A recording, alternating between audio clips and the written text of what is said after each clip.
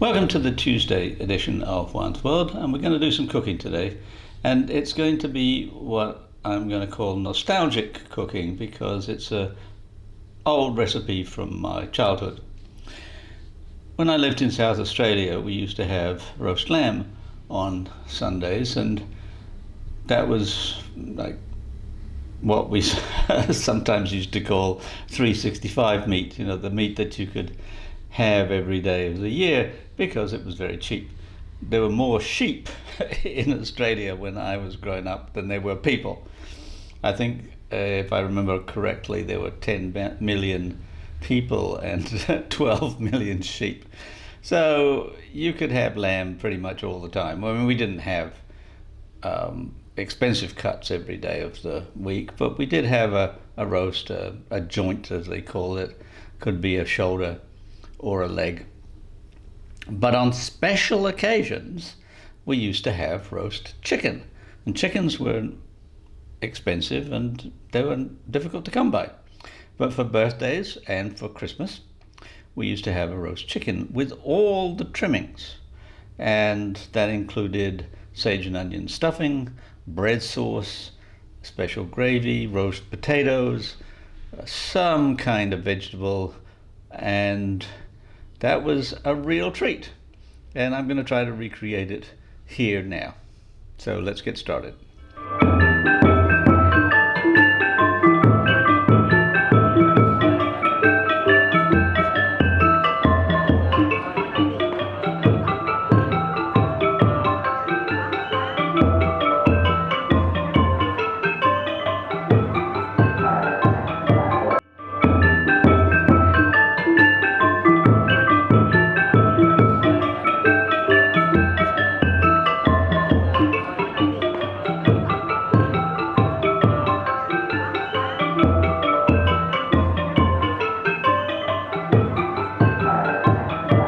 Now I'm going to begin with bread sauce because it's a bit of an unusual item, and it's also one that I have not ever particularly liked. But I thought, well, I'll give it a go again and see if I can make something of it, and I think I did okay. So the first thing you have to do is put some butter and milk in a saucepan with an onion. And my mother used to stud the onion with cloves, but I don't have any whole cloves, and so I had to use powdered cloves. It works pretty much the same, but you have to boil the onion and the milk together for about 20 minutes or so, and then you take the onion out and add breadcrumbs, white breadcrumbs. As it happens, I couldn't be bothered making breadcrumbs, so I just used chopped up white bread, including with the crusts. But I don't think it really matters. So you simmer down the bread with the milk for a very long time. I mean, it can take an hour. And in fact, what I ended up doing to speed things along a little was I used my immersion blender and just kind of whizzed it all around. And you make a thick white sauce, which I used to think was something like library paste. But what I did with this one, and I think it works pretty well, I added some nutmeg along with the cloves and some mace. And so it was pretty spicy, and it worked out okay. And for a gravy, I made a mushroom gravy that doesn't really need any great explanation. I softened up some leeks and some shiitake mushrooms, as it happens, and some stock, and just simmered it down. The stuffing is a complicated matter for me. I rarely actually put stuffing inside a chicken or a turkey or whatever poultry I'm cooking, because I don't like it to be all sort of wet and fatty. So what I've done most of my life is I've taken the stuffing and stuffed it into aluminium foil in a pouch and baked it alongside. But this time I thought, well, I'll stuff the chicken and we'll see how it goes.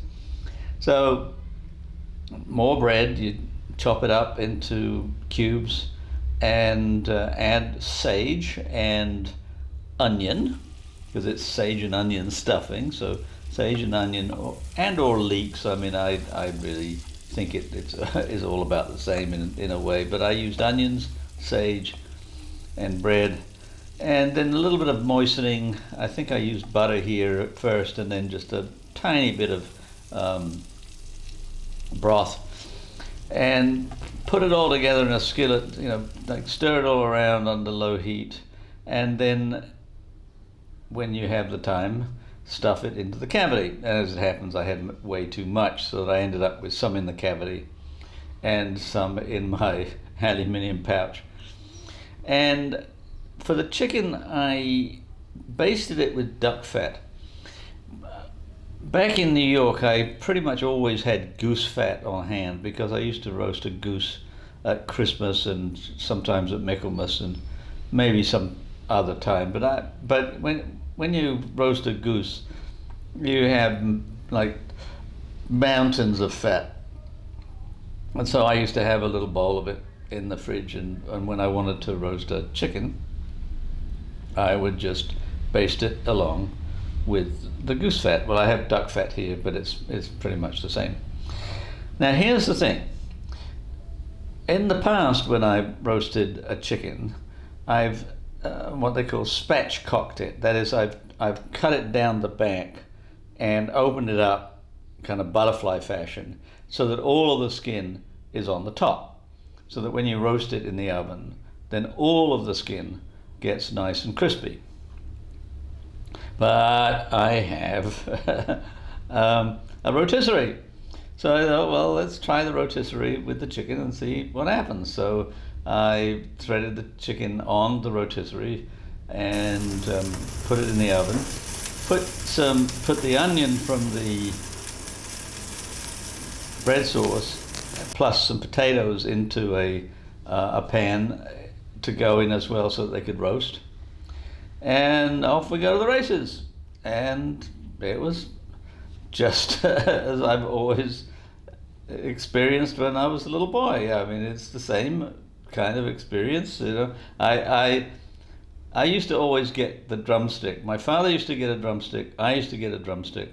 One of my sisters used to get a thigh, and the other one of my sisters used to get a thigh, and my mother used to get the wings. And we always thought that she was being a martyr because she got the wings, until we realized in later life that the wings are really delicious. But anyway, we each got some meat on a bone, and then she proportioned out the breast meat between all five of us. And then we had a plate. And I'm going to show you two plates here, because I did this over a couple of days. First plate is chicken and gravy and bread sauce and stuffing and potatoes and onion and gravy.